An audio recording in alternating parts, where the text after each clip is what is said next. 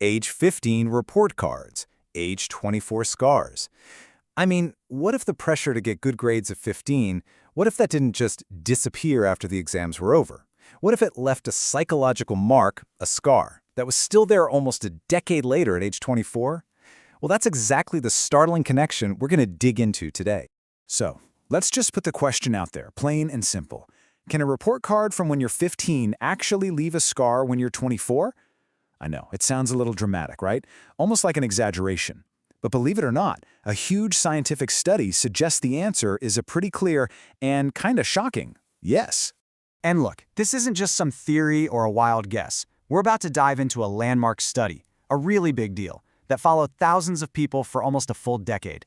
They tracked them from their school days all the way into their early 20s, all to find a real, definitive answer to that question. Now, you might be wondering, why would scientists even think to ask this question in the first place? Well, check out this quote from the lead author of the study, Professor Gemma Lewis. She basically confirms what so many of us already know deep down. For young people, that pressure from school is one of their biggest sources of stress. So this study, it was all about measuring the hidden, long-term price tag of all that pressure. All right, so let's get into the nitty-gritty. Where is all this information coming from? It's from a pretty famous UK-based study, often known as the Children of the 90s study. And trust me, this thing is an incredible scientific project. And when I say incredible, I mean look at the scale of this. Researchers tracked over 4,700 people. A group this massive is so important because it means the results they found aren't just some random fluke or a coincidence. Nope, this points to a real, measurable trend. And get this, it wasn't just a one-off survey. The way they designed this study was super meticulous. They started by measuring academic pressure at a really critical time, age 15, right when kids are going through major exams. But they didn't stop there. They followed up, checking in on the exact same group of people, asking about their mental health year after year, at 16, 18, and then all the way up to age 24. So, after all that work, what did they actually find? Well, this is where the story takes a really serious turn. It turns out the effects of that pressure at age 15, they didn't just vanish after the exams were done. They cast a very, very long shadow. The first thing they found was an immediate impact. The study measured pressure on a point scale, right? And for every single point increase a student felt at age 15, their odds of self-harm just 1 year later shot up by 8%. Think about that. That's a direct, measurable consequence in a super short amount of time. And this wasn't just some temporary blip that went away. That pressure they felt at 15 was directly linked to higher depressive symptoms that just lingered for years. The effect was still clearly there when these people were 18, and then again at 21, and even at 22 years old. This wasn't just a teen problem. It literally followed them right into adulthood. But honestly, this is the most startling part.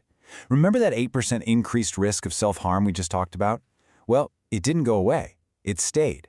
The risk was still 8% higher at age 17, still 8% higher at age 21, and yep, still 8% higher at age 24.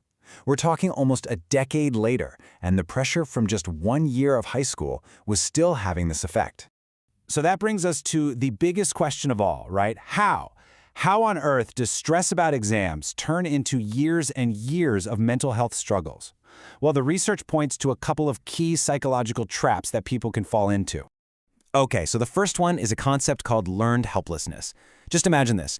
You're feeling so completely overwhelmed by school pressure that no matter how hard you study, it never ever feels like it's enough. So what happens? Eventually you might just give up. You stop trying.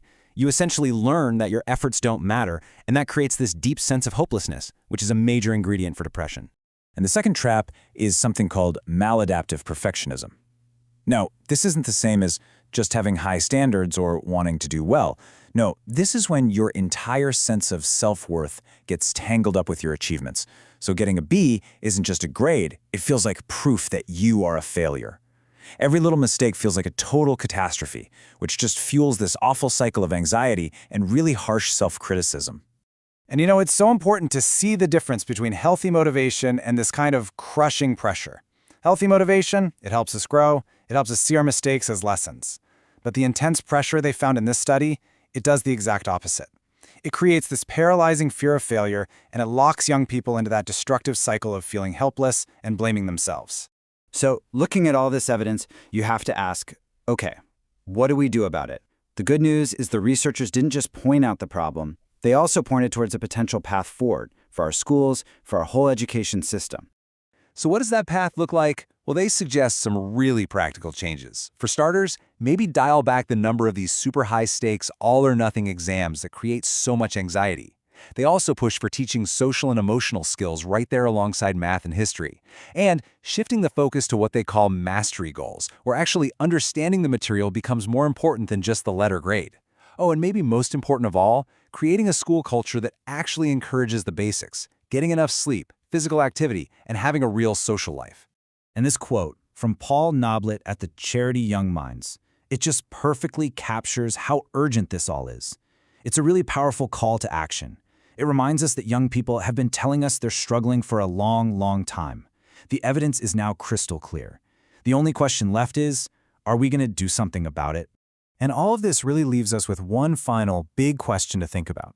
If a system that's supposed to prepare us for the future is actually causing harm that lasts well into that future, then what is its real purpose? Is it about achievement, no matter the cost, or is it about helping grow healthy, resilient, and capable adults? This study, if nothing else, suggests we've got some serious thinking to do.